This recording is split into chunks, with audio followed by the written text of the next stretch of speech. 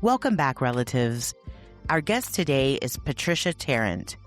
She is the executive director of the American Indian Community House in New York City. She is following in the footsteps of her mother and other Tarrant family members who have been hugely responsible for building the Indigenous community we currently benefit from here in New York. Listen in as I ask Trish the very important questions like, what was it like partying with ex-New York City Mayor Eric Adams? And what has changed since Mamdani has taken office? Patricia lives and breathes the community house, and it is because of that we are flourishing here in the big city. All the natives in New York eventually find themselves at the community house looking for kinship. We find each other and grow together. Thank you to AICH for being the heart of our community. Welcome back, relatives. Our guest today is the executive director of the American Indian Community House here in New York City. She has held various roles within AICH for over 20 years. Her passion for increasing the visibility of urban Indigenous communities in New York is unparalleled. She's not new to this. She's true to this. Relatives, please help me welcome Patricia Tarrant to the pod. Thanks for having me. Of course. Girl, I've been trying to get you on since I started this shit. But you've been busy buying houses, raising your baby girl, being the executive director of AICH. I'm going to say AICH for those who don't know that. American Indian Community House. We call it H. Oh, not AICH. Yeah, I was like... H.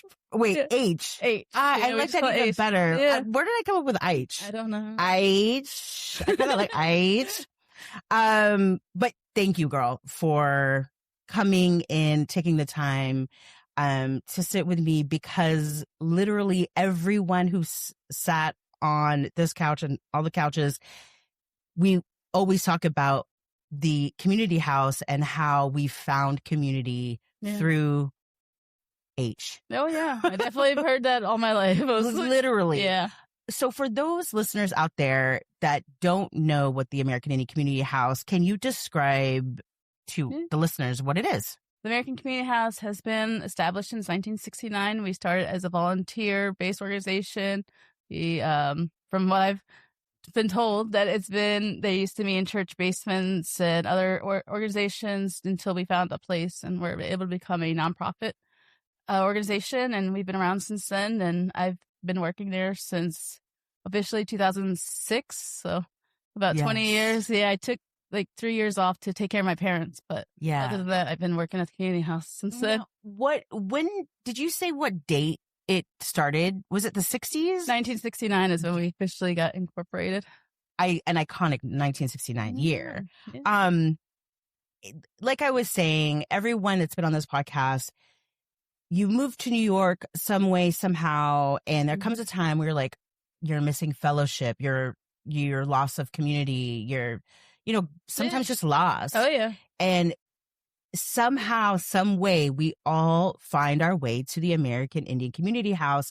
It's like our ancestors all guide us. Mm-hmm. And, you guys have, a couple of guests have talked about women's talking circles where they met there. I've gone to beading classes. I've gone to moccasin making classes. Yeah. The programming is, it's incredible. We definitely want to, branch into more cultural teaching. We've done a lot of workshops, like ribbon skirt workshops, and we want to do more of that, Yes, do that one again. I want to do that one. Yeah, we want to branch out and do more, cultural classes.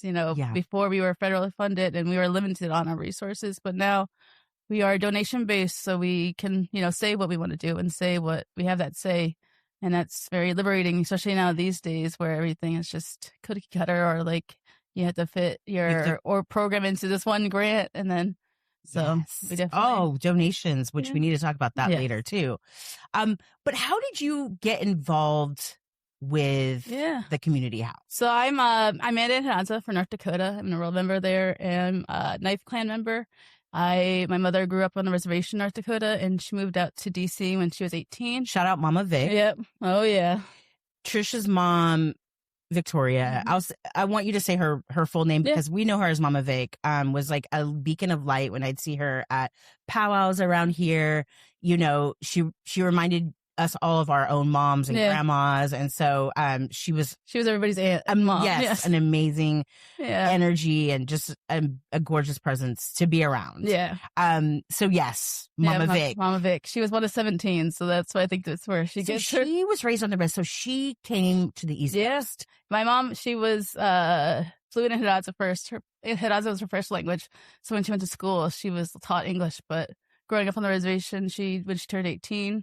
Her cousins came back they had gotten jobs in D.C. they went out for the boarding school and they got jobs in D.C. at AICH. And when she turned 18, they asked. What do you mean they went out? Were they in boarding school in they went out DC? To California to boarding school and then they got jobs. They went out to D.C. Okay. And then they had kids and then she wasn't doing anything at the time and they asked her to come out and babysit for her and then she met my dad 3 years later and got married to him. Oh, yeah. Wait, so in D.C. they met? Yeah, they met at a powwow in D.C. Stop. Yeah, it's funny because my dad's full Irish, which I think is so funny. Yes, you are our Irish, half Indigenous baddie. Yeah, I'm half Irish. My 1 year of step dancing has really come to terms with me. But I'm half Irish and half Native American. And they met at a powwow and they were married for 40 years. And that's it. But yeah, so she moved to DC, met your dad, and then did she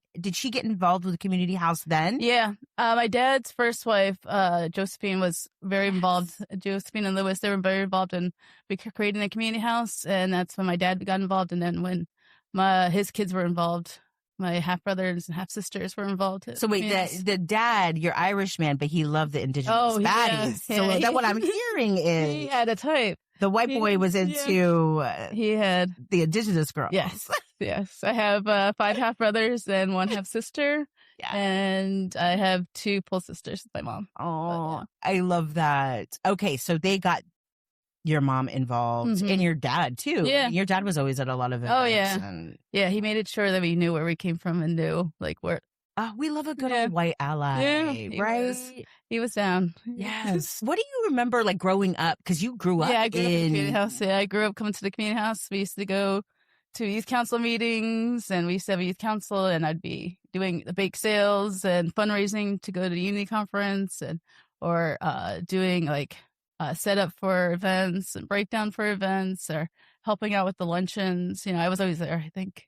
Oh, do you have is any fond memory pop out from back in those days? One time I met Adam Beach at an event at the community house when I was a kid. I was like 12 years old. It was like when Smoke Signals first came out. Yeah. And I was so embarrassed to meet him. I was so shy. So gorgeous. Yeah. So such a heartthrob. Yes. Okay. He was our 90s heartthrob. He was. And he has that. Yeah. He's still. But yeah. Gorge. Definitely. I think that's when everybody still makes fun of me for it. But yeah, I definitely think. But yeah, growing up at the community house, you know, I always immersed in a lot of different cultures. Like it wasn't just, you know, my tribes. Like I knew about like we did Day of the Dead stuff. We did a lot of different things. It wasn't just specific to one tribe. And I think that's what's important with AICH, especially in New York City, where it's the melting pot. You know, it's the biggest urban indigenous population in the United States. And I think, you know, growing up here, I had the privilege of learning about other cultures and other tribes and what they're doing and what, you know, what everything else and other indigenous identities, right? Because I feel like sometimes when we grow up out west, because we're so surrounded around like indigeneity, when you come to New York and your mind expands, it's a culture shock. Yeah, obviously. But you also realize, oh, you know, the borders of North and South, like those are colonial borders, right? So like our relatives in Mexico are indigenous too. And, you know, they follow their indigeneity. And so what I love about AICH is that you are embracing those, you know, Peruvian cultures, those, you know, Quechua, like North and South, like our indigenous relatives are here in New York City. And I think sometimes people get it like, oh, indigenous North American is like the stereotype. And I'll be all, but it's not, you know, and I love hearing about, you know, Mexican people getting more in touch with their Indigenous roots, Mm-hmm. you know, or Caribbean people getting involved with their Indigenous roots, because that only strengthens us as a people when, you know, people get back involved in their culture. We're not letting colonialism divide us. Mm-hmm. You know, we're kind of coming back together. We have, you know, we have the world here at our fingertips. Mm-hmm. You and I both are raising teen daughters here in the Northeast, but we, you know, have roots back in the West, in Oklahoma for me, and North Dakota for you. How has it been, your experience raising an Indigenous daughter here? I've experienced a lot of ignorance. Oh, yeah. Have you had the same? I think, well, growing up in New Jersey, I was like the also only... you grew up in, you grew up here. So, New Jersey, we were like the only Native family that we knew of. And, you know, growing up, we were always like made fun of, like, do you still live in the teepee? I'm like, no, I live down the street from you. Like, it's not, you know. You know this. Yes. Yeah. That's the same thing that happened with Luna when one of her teachers was asking how she slept in her teepee. A teacher, you know, so I had to type a nice little email, copy, paste, also, you know, send it to the principal and all that. And, you know, hearing other kids that are Luna's friends, they're like, yeah, I remember when that teacher asked her that. And I thought that was like weird. Like, it's why the are kids that be like, like, and I'm like, exactly. That's why it's so harmful, because he is playing into the stereotype of, you know, Indians living in a teepee. And so I had to read him for that. And like, you know, and basically just all the stereotypes of like, we don't pay this, we don't do this. Yeah. Like, actually, I pay my rent, I pay my water, there's taxes that I pay. So yeah, for Gracie, your daughter, has she experienced anything like? Well, she went to Catholic school for the first 5 years. My dad put her in Catholic school, so she was there for the first 5 years. So she definitely learned some things. Also, note to other people who are not from the tri-state area, sometimes you put your kid in Catholic school because that's the best option for school. Better education, Because there are some crazy schools in New York, public schools. And so a lot of parents, if they can, put their kid to stay out of, you know, trouble, harm. There's a lot of things that go into school. Schooling in New York is like... Jersey too. Wild. Wild. Yeah, definitely. Yeah. We get better up, especially in New York City, like at the community house, we're learning like all this stuff now that we want to do more youth programming. Like we don't, like New York City doesn't ask if there's Indigenous student or on the application form. It's like, what is that? Exactly. How are we supposed to get these numbers, or like how are we supposed to know where these Indigenous students are if they don't even ask? Like there's such an erasure of us here in the Northeast. But you are doing your part because AICH has a youth council. Yeah. Tell us about the youth council. Yeah, we the ranges from 13 to 22. They meet monthly, and they do like once a month programming. Like last month they did a movie night. This month they're going to be doing a karaoke night. Fun. Yeah, we're fundraising for them to go to the Unity Conference in Oklahoma, actually, in July. So we'll be going to that with the youth group, the youth council. We've officially became a chapter for the Unity, so we have our own group. Yeah, so we're excited. That's so important for the youth. Youth council. Do you have anything for the adult council? We have right now. We have programming. It's called Indigenous Youth or Indigenous Futures, Indigenous Pathways. It's specifically for college age students from 18 to 26, I want to say. But yeah, they do specific programming. Like 2 weeks ago, we did a moccasin making class. Next month, we'll do a leather belt making class. Was the moccasin class, was that with Chris? Yeah, Chris Waymeyer. And then this month, it's Johnny Hendry. He was one of our artist in residence last year. Yes. Both Chris and Johnny. Yep. Chris and Johnny were both artist residents last year. So it's exciting to bring them back in and do more program with them. And we have our artist residency coming up. Our announcement, I think, is next week. We'll be announcing the artist residents that were picked from May to October out there on Governor's Island. And we have actually a seasonal worker there now. Her name is Soma Holland, and she be working at the Governor's Island house every weekend out there. So you're welcome to come by from May to October. Okay, now how do we get down to the Governor's Island? Now I know there's a ferry. There's a ferry. It's a ferry. It's a trek. I'm not gonna lie. It's a trek because I want to go down there. I want to do a podcast in the Governor's Island house. It's quiet. Like you don't feel like you're in New York City. It's like definitely a fresh breath air. Like you. Yeah, I think a lot of people find solace in that out there. It's definitely. It should be, it's a good day trip, right? Take the ferry out there. Yeah, and there's a lot of things out there. There's a couple restaurants out there. There's a lot of food trucks. There's like things to do out there. They have a spot knolls. You can like lay down and touch grass and all that. There's a lavender field in the back. What? Yeah. Oh, okay. Yeah. I need to come. But yeah, Governor's Island. I think with the artist residency, we don't limit the medium of the artist, so any artist can apply, and it's not limited just to North American Indians. Indigenous people. We have a variety of nations that have gotten a residency, and so we try to branch out with that, and then throughout the year we try to bring them back and do programming with them too. That way, they're not just like love. Yeah, love it, love. Oh, so you've seen the city change hands. You've lived here your whole life, but specifically the time that you've been involved with AICH, we've had Bloomberg, de Blasio, and Eric Adams. Oh, yeah. Oh, yeah. But I wanted to ask you about Mamdani. So we're in Mamdanistan, which we live for. But have you noticed any changes since he's come into leadership of the great city of New York? Any more funding, more opportunities? Not that I'm aware of right now, but we are talking with them. We are definitely in Natives for Sauron. Yeah, we've been talking with them too. We'll be working with them, coming up to do like more civic engagement, workshops and know your rights workshops and voting and getting out the vote at least, and then also like bringing more assembly people in and seeing like what their views are on natives and land back or like whatever MMIW we want to. I think Native Pers are on there really definitely stepping it up with the politics, and we're partnering with them to do more workshops and more voting.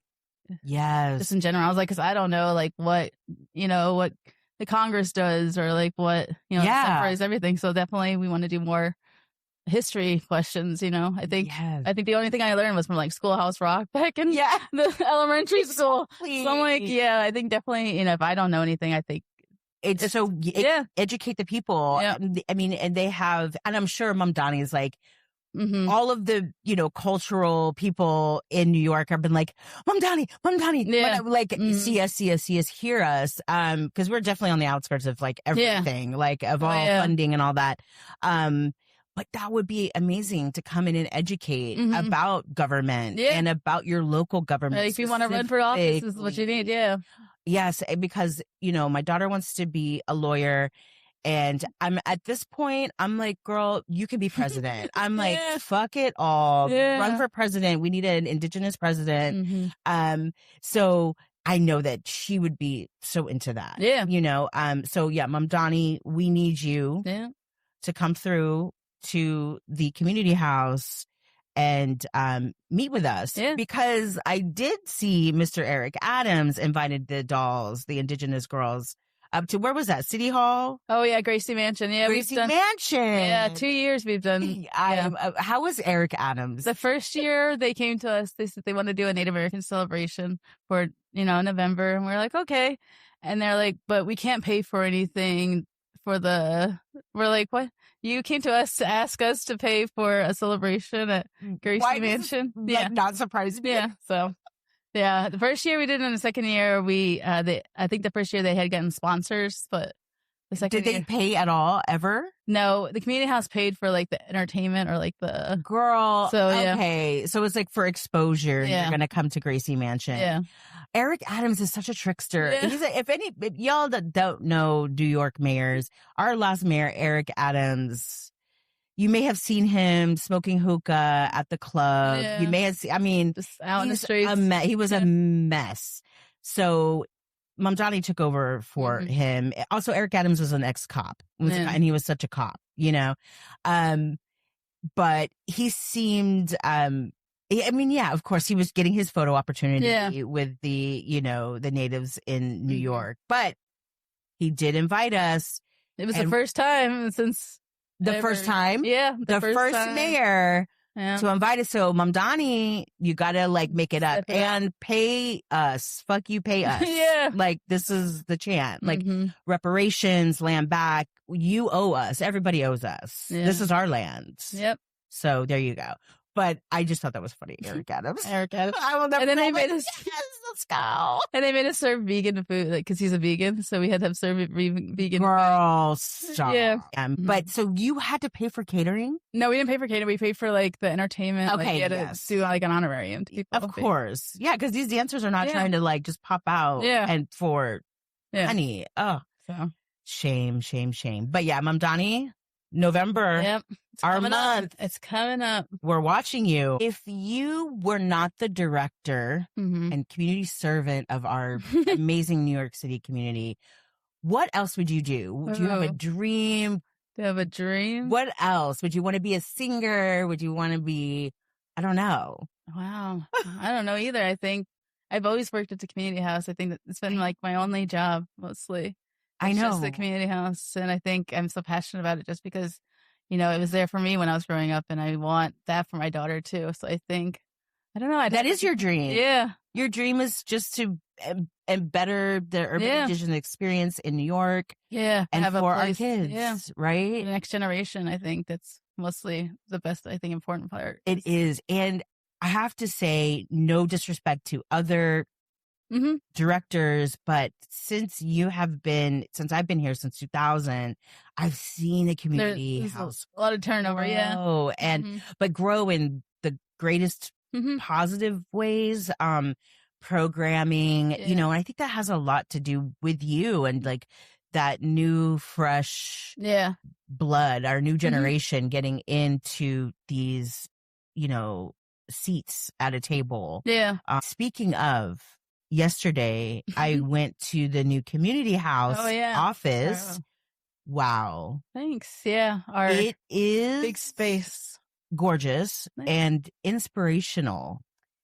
We designed it ourselves. Yeah. What did we say? 96,000 feet. Yeah. It's almost 10,000. Not 96,000. No, 9,600. Yeah. Not 96,000, girl. Yeah, we on the block. Yeah. Land back. Yeah.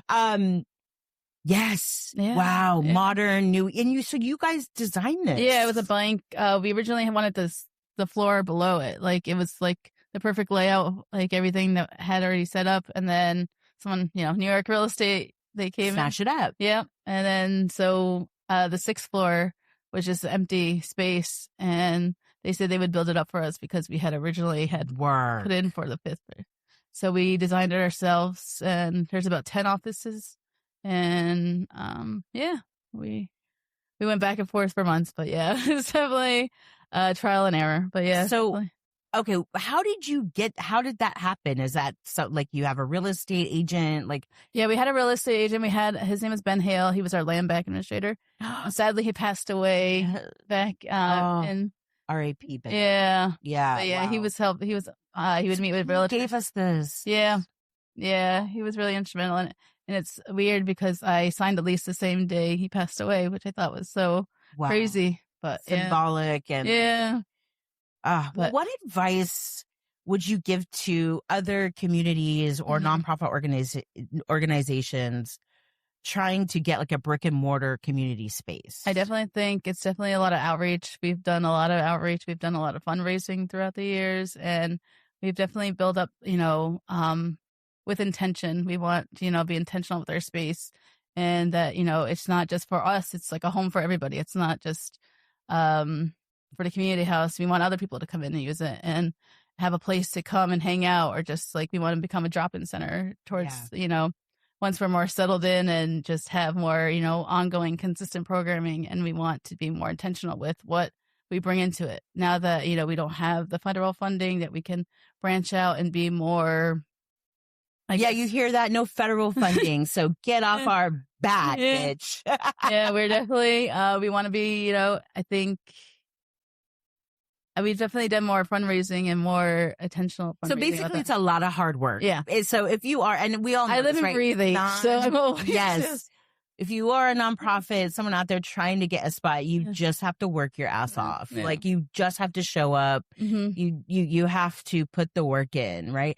It's not just us that have built this. You know, we had like a land back action circle, which we met with other organizations and other foundations, and you know, it wasn't just us. And you know, the dream was to purchase a building, but when we came down to realistically, I couldn't take that on. And, Yeah. we were a small staff. It was at that time, I think we were a staff of 2. So we were not, I don't think it was in our wheelhouse to purchase a building, but now that we have this space and that we want to do more expansion, we have the space for 7 years. And after that, maybe we could purchase a building with this. Wow. So you had started from 2. You had numerous spaces around the city too. Yeah. I think through the research, it's been about a dozen spaces. Since Because it would be inception. like a new spot here, a new spot there. New York City, just real estate. Yeah. New York City real estate. So it's like trying to house a community while being in New York City. You have to play by those New York City rules, which is like the rent goes up, the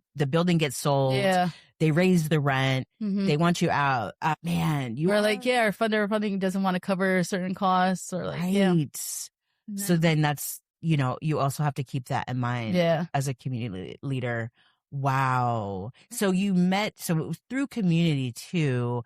You figured out a way to secure funding, or they gave you information and inspired you to. Oh, that's so cool. How can we sustain this beautiful new space in New York City? I think definitely it's about community building itself. Like we want to, work with other organizations and, this is not just a place for us. We want to make this house a home for everybody, a space that you can use. It's not, we've done numerous events already, but we've done a movie screening and we've done it was called Water and Soil. It was a forage event. So there was 2 native chefs that came in and they did they foraged their own food and they'd done oysters and scallops and Sherry Pocknick from the Wampanoag tribe. She came in, and Diosa Hall, she came from she's Haudenosaunee, and they came and did an event with us too. So it's not just one-off events. We want to do more intentional events and do we're opening a food pantry, and we want to bring some of the services that we used to have and bring those back into now, and we want to update those and bring in more Indigenous providers or Indigenous food sovereignty classes and workshops we want to do. We're working with First Foods to open our food pantry and do right now we do once a month fresh foods, but we want to branch out to maybe twice a week that people can come in and get fresh foods that we used to have, and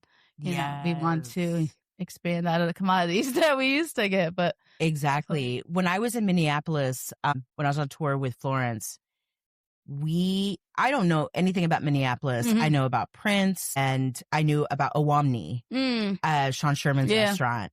And Paisley Park was closed. So I was like, okay, I'm going to Owamni then. And I went, and I mean, you hear about the concept. I went to his book launch here in New York. But when you're actually sitting in his spot, which now I think they're moving. Yeah, they're getting a bigger space. Spot, it's just like, oh my God, I'm eating decolonized food. This is literally. And it's not just fry bread. It's just decolonized.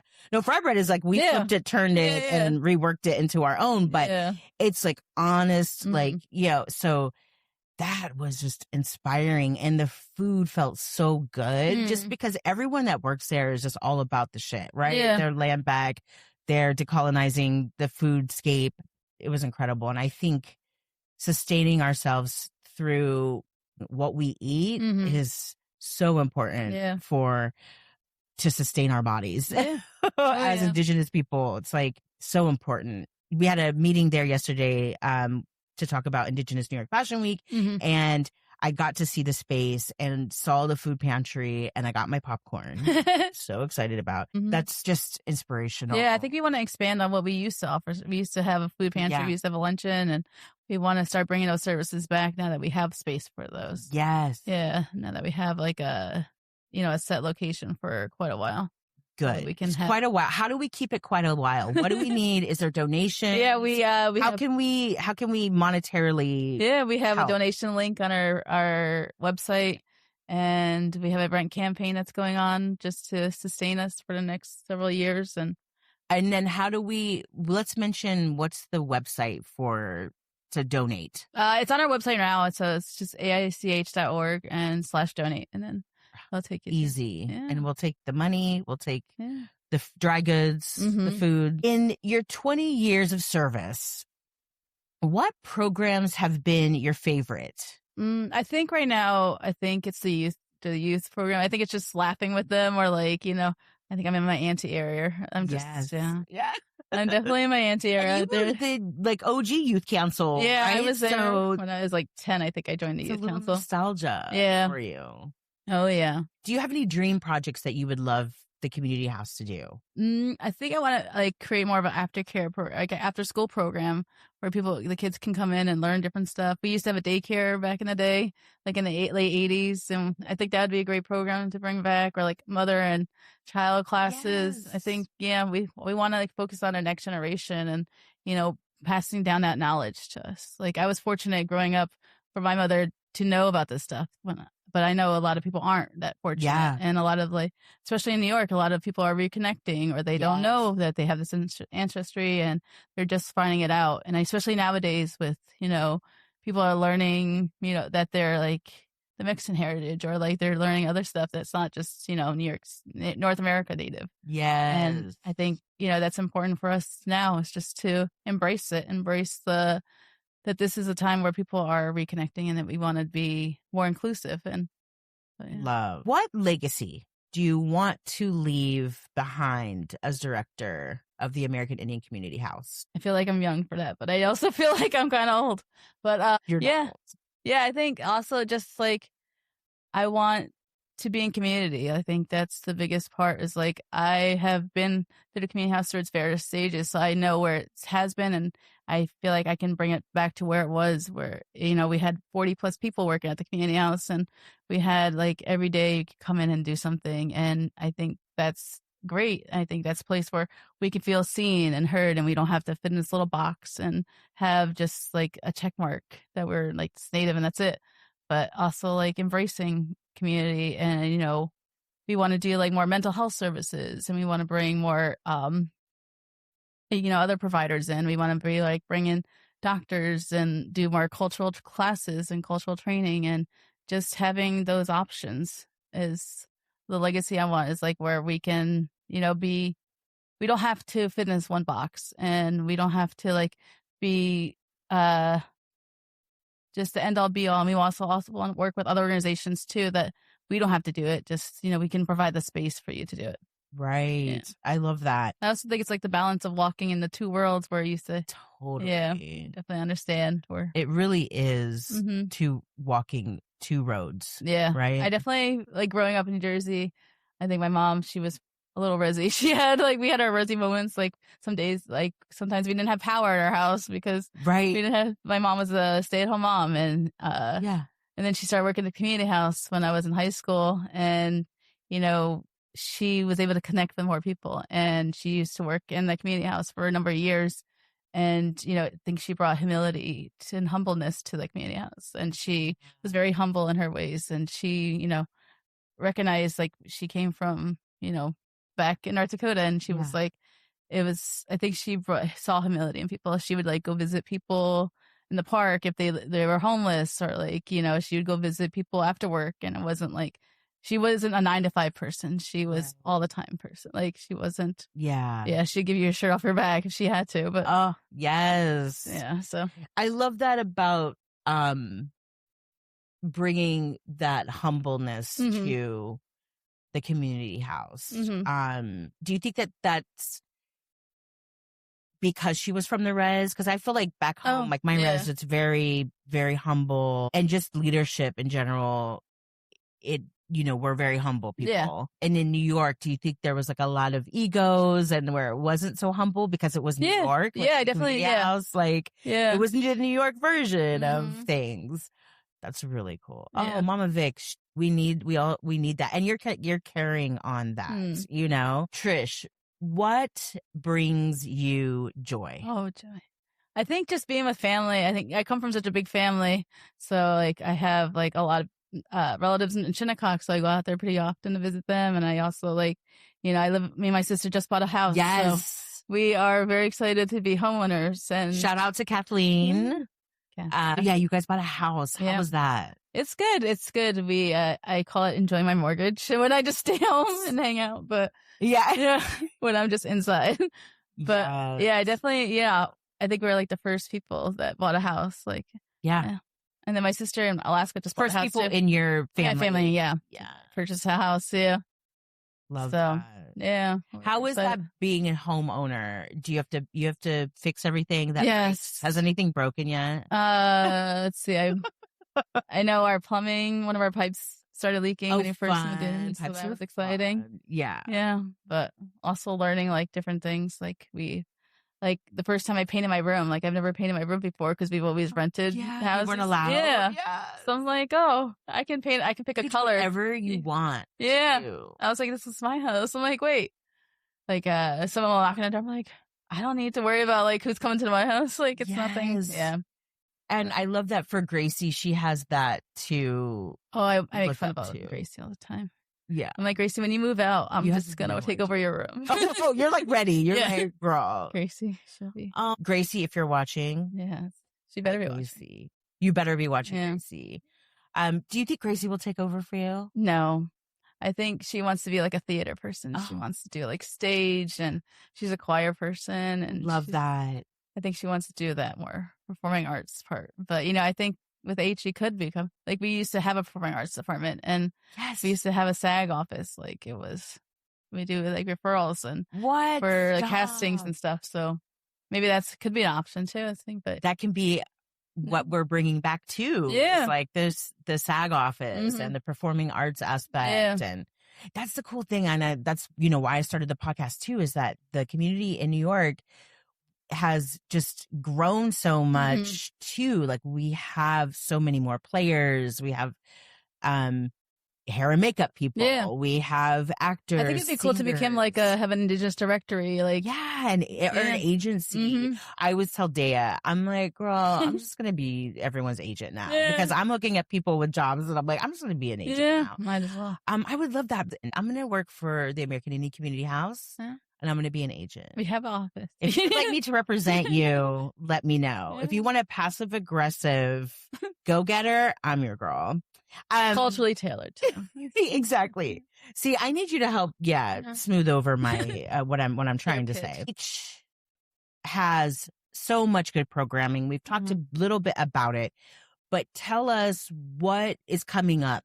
Yeah, I think our biggest thing right now is our Governor's Island artist residency. So we have artists. How many artists do we have? We have 6. We have 2 a month from May to October. So there's 2.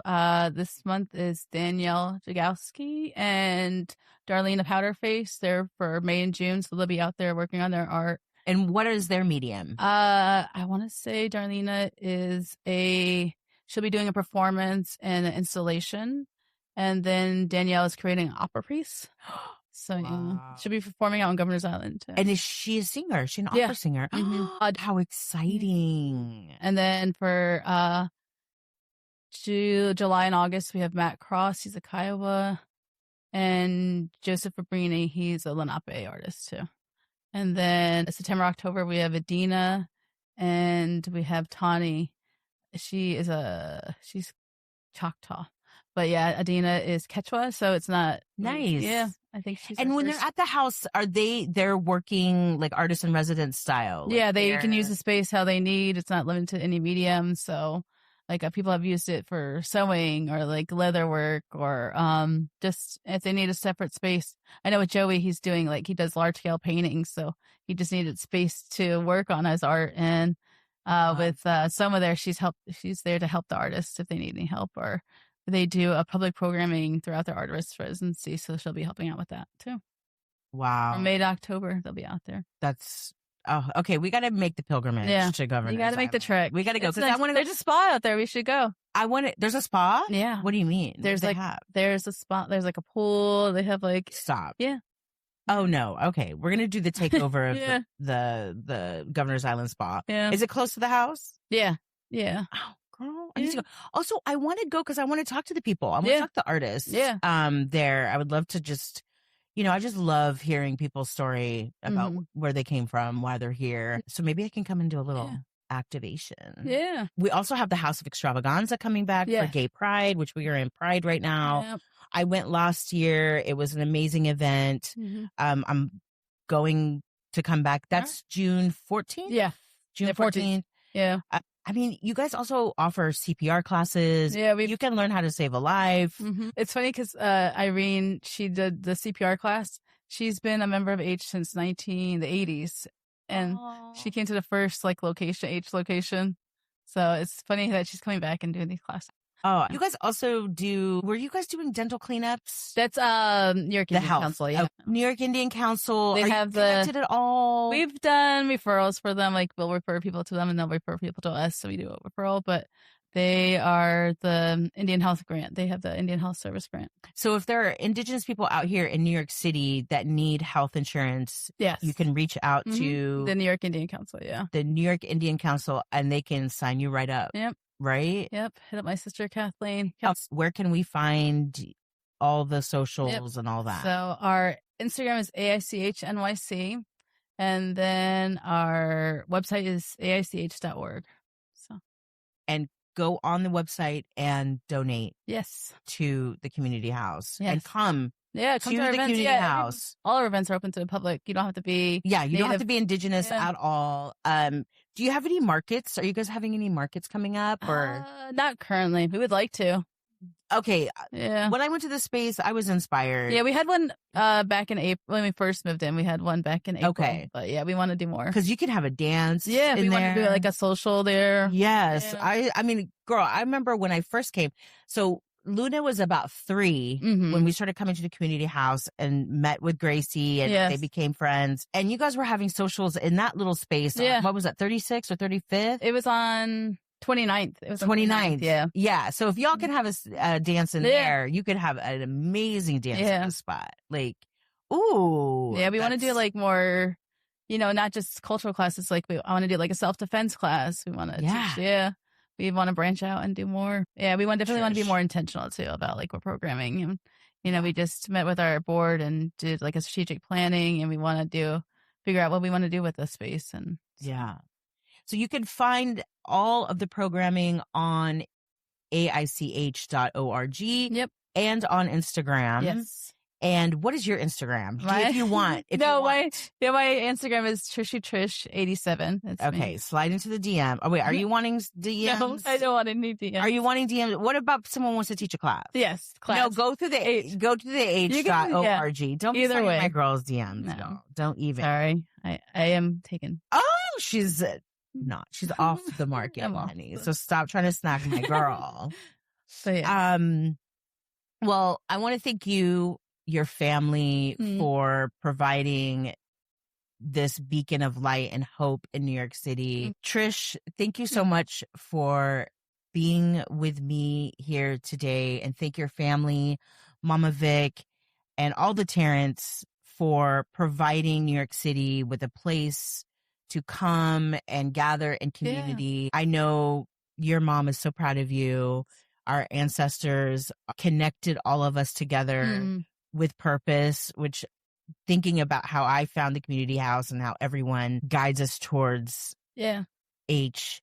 And I definitely think H, we want to be that hub where, if you're coming to New York City, you look us up and, we can provide space for you in this big city. Because it's definitely a culture shock, I think, with our, cultural classes and our college age students coming out here for college is such a cultural shock for them.